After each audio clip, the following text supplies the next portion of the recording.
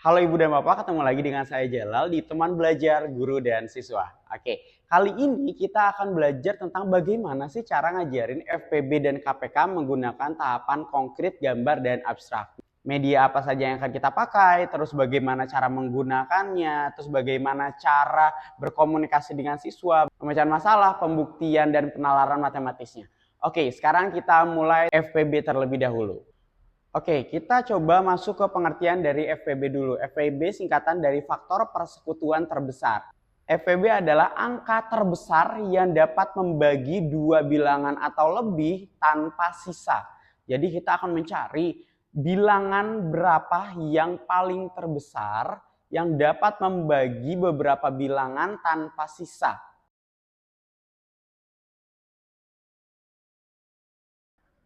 Oke, sekarang kita mulai yang FPB terlebih dahulu. Di sini aku sudah punya soal. Yang pertama soalnya seperti ini. Ibu memiliki 4 roti dan 8 permen. Akan dibagikan kepada anak-anak. Berapa banyak anak yang akan mendapatkan roti dan permennya dengan jumlah yang sama? Oke, dengan jumlah yang sama. Oke, di sini aku sudah punya dua kertas beda warna. Ini ada warna kuning dan ada warna pink. Nah, warna kuning itu mewakili 4 roti dan warna pink mewakili 8 permen. Jadi yang kuning adalah roti, yang pink adalah permen. Sebenarnya Ibu dan Bapak akan jauh lebih menyenangkan lagi jika menggunakan benda yang sesuai. Roti ya berbentuk roti, atau Ibu dan Bapak bisa ngeprint bentuk roti atau gambar roti lalu digunting gitu ya. Tidak perlu harus roti yang asli gitu ya. Terus permen juga sama, Ibu dan Bapak bisa ngeprint permen gitu ya, gambarnya lalu digunting. Oke, sekarang kita mulai. Anggap saja ini adalah roti, ini adalah permen. Tadi Ibu bilang Ibu punya berapa roti? Dia punya 4 roti. Oke, sekarang taruh 4 roti. 1 roti, 2 roti, 3 roti, 4 roti. Oke, sekarang kita coba yang permen. 1 permen, 2 permen, 3 permen, 4 permen, 5 permen, 6 permen, 7 permen, 8 permen. Oke, sekarang pertanyaannya adalah ada berapa banyak anak yang akan mendapatkan roti dan permen dengan jumlah yang sama? Sekarang kita mulai. Anggap ini adalah anak. Oke. Kalau satu anak bisa nggak? Bisa. Satu anak ini bisa dapetin 4 roti. Oke. Dan juga 4 permen. Selesai. Oke. Tapi apakah ini sudah menjadi anak terbanyak atau belum? Belum kan? Kira-kira berapa? Kira-kira kalau dibagi 2 anak bisa nggak? 3 anak bisa nggak? 4 anak bisa nggak? Dan lain sebagainya. Di tahapan ini kita bisa ajakin anak-anak untuk langsung mulai coba praktek. Kalau misalkan 2 anak, coba buat 2 lingkaran misalkan. Oke, ini anak pertama, ini anak kedua. Gitu. Nah, coba masukin. Kalau misalkan 2 anak, kira-kira kalau 2 anak berapa permen? Oke, tapi jumlahnya harus sama antara permen dan rotinya. Misalkan aku taruh di sini permennya 4. Terus berarti di sini 2. Oke, mereka mendapatkan jumlah yang sama. Sama-sama 2 roti, sama-sama 4 permen. Oke, sekarang ini udah menjadi yang terbanyak atau belum?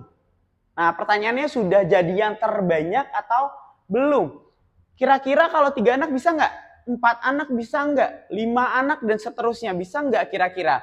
Minta anak untuk melakukan praktek tersebut gitu ya. Minta anak untuk melakukan praktek tersebut. Kira-kira sampai berapa? Untuk soal ini, untuk kasus soal ini, maka yang terbanyak adalah 4 anak.